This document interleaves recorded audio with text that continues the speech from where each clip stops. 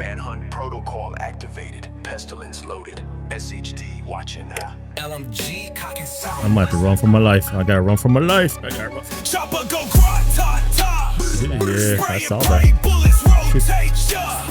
Pestilence singing this LMG. Shoot that guy no more. Yo, he did a roll off that bitch. 21. Lengmo brand set backbone, unbreakable. Turmoil knee pads, cheeks clap, unmistakable. Precision smart cover, damage multiply. Target out of cover, that's a homicide. Man, this shit almost got me killed because I couldn't go around cover. So fast. Did I just respawn again?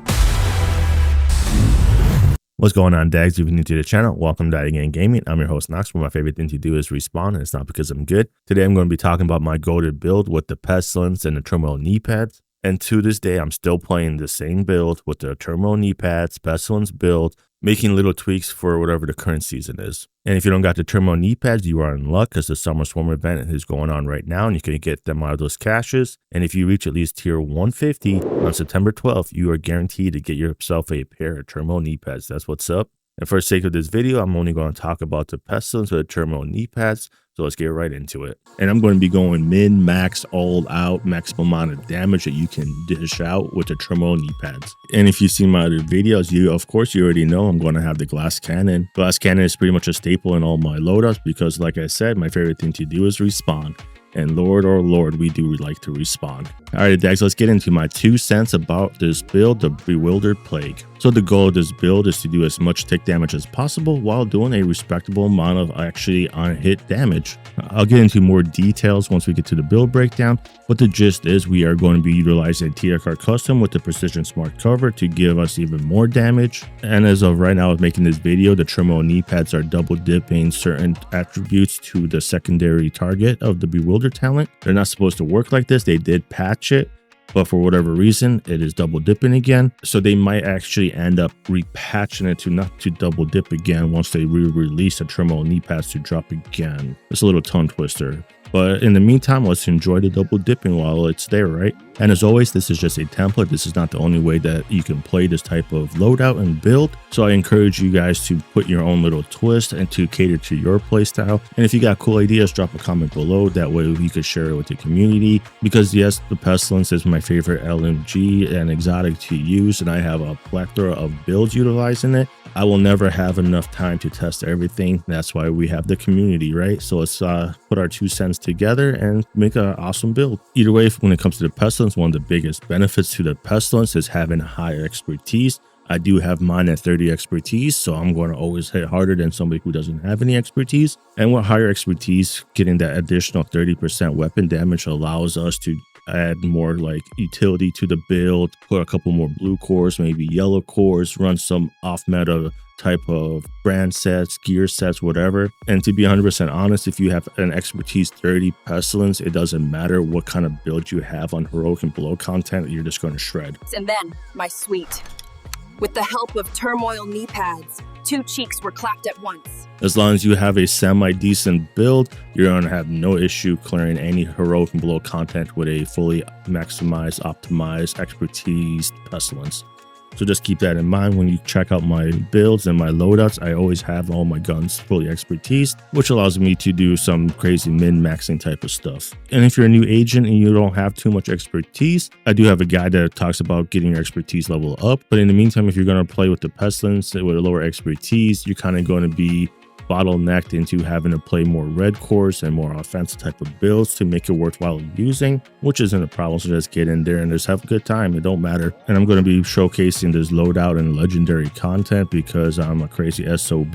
And if a build works in legendary content, it's more than likely going to work in heroic and below content. And when it comes to the tick damage of the Pestilence, take a look at this chart. Pause it if you need to, but the main benefit of having high tick damage is that your ticks will literally take out all the enemies for you. You can build up the Plague of Outcast one time and just sit behind cover, and then it's going to literally go from enemy to enemy, taking them all out as long as you have enough tick damage. And that's why Pestilence is really, really awesome when you have high tick damage, because when you have to reload and sit behind cover, your Gorlex the Destroyer ticks are going to go ahead and continue taking out enemies. And then when you have the Plague doing its thing, bouncing around the map, ticking, all you have to do is focus on one enemy. I usually go for the Leech or a Changa, and the Bewildered Talon is going to do its thing and just jump around the whole map, spreading out the damage. And then when the primary target that you are shooting finally goes down, it's going to have a fully stacked Plague, and it's just going to literally like jump around the map, one tapping all the lower HP enemies. And that is why this loadout can literally clear rooms. More so when you're playing solo.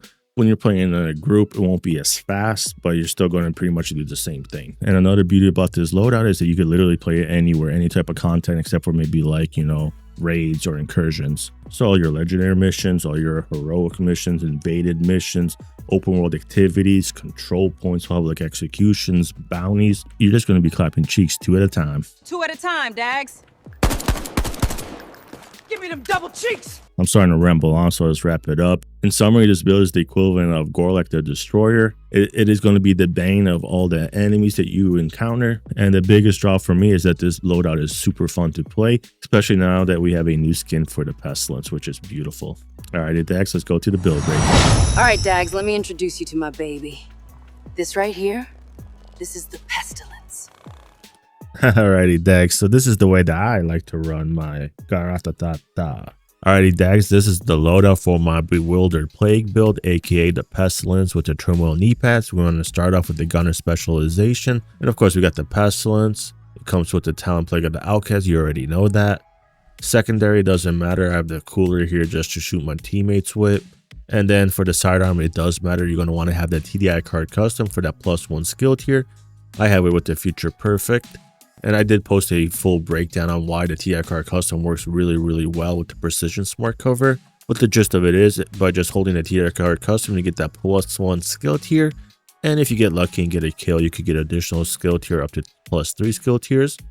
And then you put out the Precision Smart Cover. It is actually going to stay at whatever skill tier you were when you stuck this in the wall.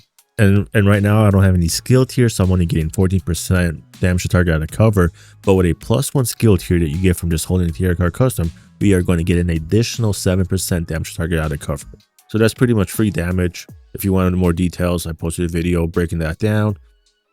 For the chest piece, of course, we have the Perfect Glass Cannon from the Sacrifice, double crit. This thing right here is going to give us 30% amplified damage, which is going to work really well in this loadout. But just keep in mind, we will take 60% incoming damage. And the reason why we have Glass Cannon is because it works really well with the Turmoil Kneepads. It comes double crit, and it has the Talon Bewildered. So the gist of these Kneepads is you're going to split up the damage 50%, 50%. But the secondary target is actually going to take double dip damage from amplified damage sources like Glass Cannon, and from damage to target out of cover. Damage to health and damage to armor don't work with it, so don't worry about that. So with this loadout, we have the Perfect Glass Cannon giving us 30% amplified damage. We got the 12% damage to target out of cover on the Pestilence, and then we have the damage to target out of cover from the Precision Smart Cover. And all of those sources right there are going to double dip to the secondary target. And that's how we're able to do some serious damage with this loadout. Then for the gloves, I have Contractor gloves right here. These things are really great from any type of LMG build. You get the 10% LMG damage from the brand set. It comes with the attribute damage to armor at 8%. And then I got critical hit chance on this bad boy. And then finally, for the last 3 pieces, I have Lengmo, because with that 3-piece Lengmo, you're going to get that 30% LMG damage. And that's going to both increase the damage you do with shooting enemies and with the Plague of the Outcast. Here's the holster, the mask. And then finally, for the backpack, we have the name Lengmo Backbone. And it comes with the Talon Perfectly Unstoppable Force. In this loadout, Perfectly Unstoppable Force is a beast. We're going to get 35% total weapon damage.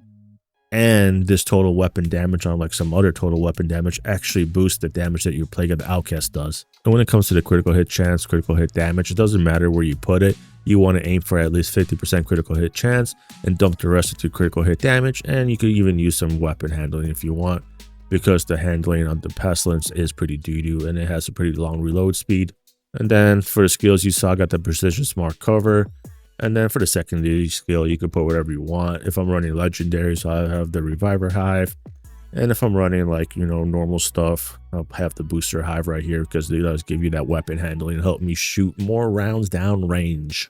Here's the stats without the modifiers activated. I have 54% critical hit chance, 129 critical hit damage, got 98 headshot damage, and all three of those numbers are going to go up once I have my active modifiers active. And then for the defense, we do have 80k armor on kill to help us stay alive. Alrighty, for the modifiers, if I'm playing legendary content, I do end up using Tech Link just to get my Reviver Hive back up from being on cooldown if I go down.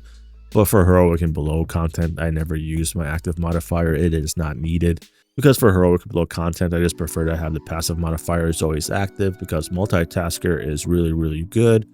We got the best kind of defense and we got loaded up. And if I'm playing on legendary, I will actually switch out my multitasker for tech upgrades. This is pretty good as well. It lets you precision smart cover stay on the ground longer. So this is a loadout I've been using for a hot minute ever since the Turmoil Kneepads came out. This is just my template and this is the way I prefer to play it. And for the most part, this loadout is pretty easy to farm for besides the Turmoil Kneepads. But if you don't want to run the sacrifice, you could run a regular Lengmo chest piece, but these things are hard to find because you got to find it with glass cannon, double crit, so you can re-roll the core attribute to red. I don't even have the unicorn piece, so that's why I don't ever really recommend it. Alrighty, Dags, that is the build that I'm using, the Bewildered Plague, aka Turmoil Kneepads with the Pestilence. I really enjoy playing this loadout. I don't mind playing with glass cannon, and if glass cannon isn't your cup of tea, I wouldn't recommend running Turmoil Kneepads. I'll just run the Fox's Prayer Kneepads instead. And you could check out the other Pestilence builds I have that do not utilize the Turmoil Kneepads. Either way, let me know if you're excited to finally get your hands on a Lexington and a Turmoil Kneepads when they finally release them. Yeah, release them. Freaking tongue twister. But either way, if you made it this far, make sure to like the video, drop a comment below, and make sure you guys are subscribed. Want to help out the channel. That's all for now. Get out there and clap cheeks, not one cheek, but 2 cheeks at a time. Dags, we are not all created equally. Clapping cheeks is just a side effect of stroking this big boy.